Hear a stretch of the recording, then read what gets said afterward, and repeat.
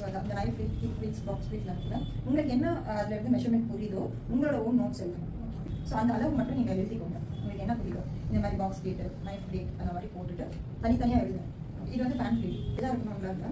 Next topic வந்து நீங்கள் fintech இல்லை அவங்க பேஸ் பண்ணிட்டு எல்லா விஷயமும் வந்து ரெக்கார்ட் பண்ணி தனியாக பண்ணாங்க.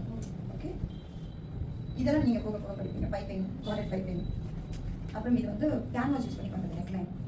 இது வந்து நம்ம பண்ணோம் பேக் கண்டினியூஸ் ஓப்பனிங். நீங்கள் ஸ்டிச் பண்ணிக்கலாம், நீங்கள் பண்ணிக்கலாம் பேக் கண்டினியூஸ் ஓப்பனிங். இதுக்கப்புறம் பட்டன் அண்ட் பட்டன் ஓப்பனிங், பிளக்கெட் அப்படின்னு சொல்லுவாங்க. இதெல்லாம் போக போக படிப்பீங்க.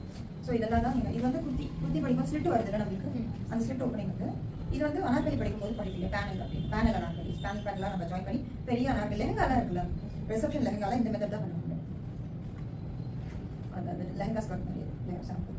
இது ஜிப்பு, இது நீங்கள் இப்போ கூட படிப்பீங்க. ஜிப்பு இது வந்து லேப்ஸ் மெத்தட்.